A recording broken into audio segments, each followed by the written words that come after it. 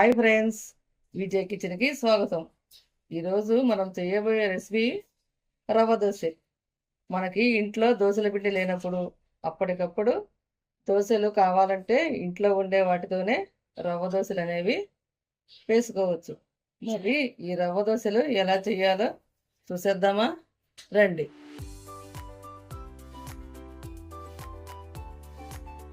ఒక కప్పు బొంబాయి రవ్వ, అరకప్పు మైదా పిండి, అరకప్పు బియ్యం పిండి, ఒక కప్పు పెరుగు,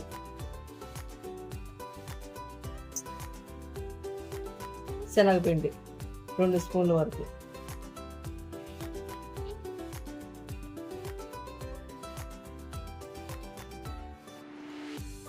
ఇవన్నీ బాగా కలుపుకోవాలి. పిండిలన్నీ కలిసేలా ఈ పెరుగు, కొంచెం కొంచెం వాటర్ పోసుకుంటూ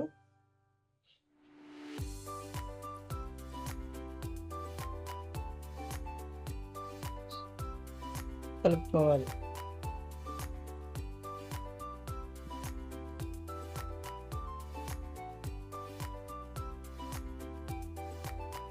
ఉండలు లేకుండా బాగా కలుపుకోవాలి. నేను ఇక్కడ ఒక గ్లాస్ దాకా పోసాను వాటర్.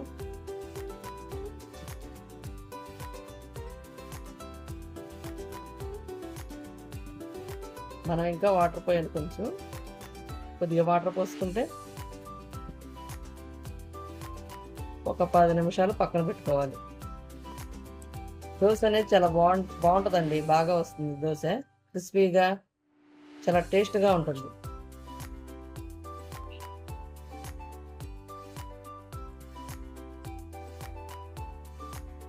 ఇంకో అర గ్లాస్ నీళ్ళు పోద్దాం.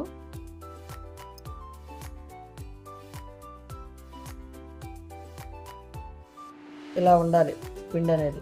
వాటర్గా ఉన్న మనకు కొంచెం నానేసరికి సరిపోతుంది.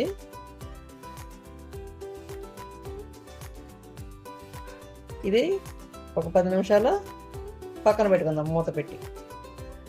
ఈలోపు పచ్చిమిర్చి, ఉల్లిపాయలు ఇవన్నీ కోసుకుందాం. మూత పెట్టి పక్కన పెట్టుకున్నాం కదండి. 10 నిమిషాలు మూత పెట్టి చూద్దాం పిండి. మన పిండి చూసారుగా ఇలా వచ్చింది. అల్లం ముక్కలు, పచ్చిమిర్చి ముక్కలు,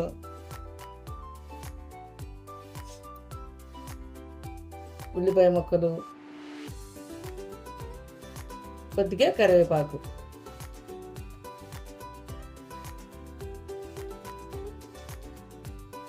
ఇవన్నీ వేసి బాగా కలుపుకోవాలి. కొంచెం వాటర్ పడిద్ది మనకి.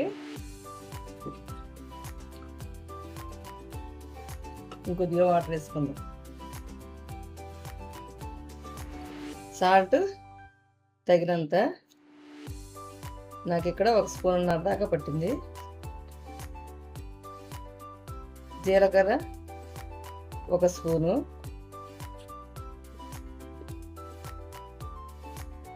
ఇంకొంచెం వాటర్ వేసుకుని మనం కలిపేసుకుందాం.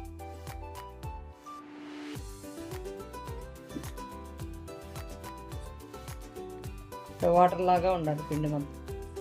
ఇప్పుడే మనకు దోశ క్రిస్పీగా బాగా వస్తుంది. ఇక ప్యానం పెట్టుకుని దోశలు వేసేసుకుందాం. మనం ప్యాన్ పెట్టుకున్నామండి. ప్యాన్ హీట్ అయ్యాక ఉల్లిపాయ ముక్కలు రుద్దుకుంటే మనకు దోశ అనేది బాగా వస్తుంది.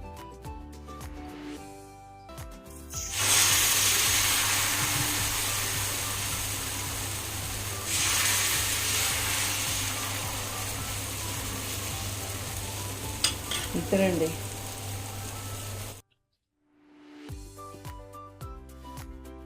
కొంచెం ఆయిల్ వేసుకుందాం. కొంచెం ఆయిల్ వేసుకుంటే మనకు క్రిస్పీగా చక్కగా వేగుతుంది.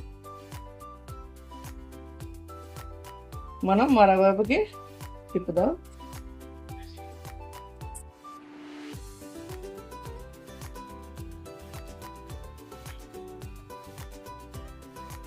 చూసారా ఎంత ఈజీగా వచ్చిందో, చక్కగా దోరగా వేగుతుంది దోశ అనేది.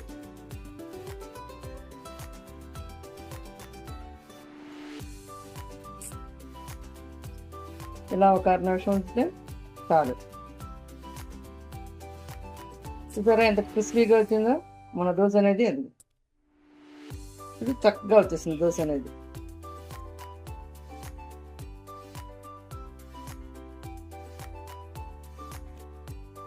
అంతేనండి, ఎంతో ఈజీగా చేసుకోవచ్చు ఈ రవ్వ దోశ అనేది. మా వీడియో నచ్చితే లైక్ చేయండి, షేర్ చేయండి. మరిన్ని వీడియోస్ కోసం ప్లీజ్ టు సబ్స్క్రైబ్ చేసుకోండి. Thank you.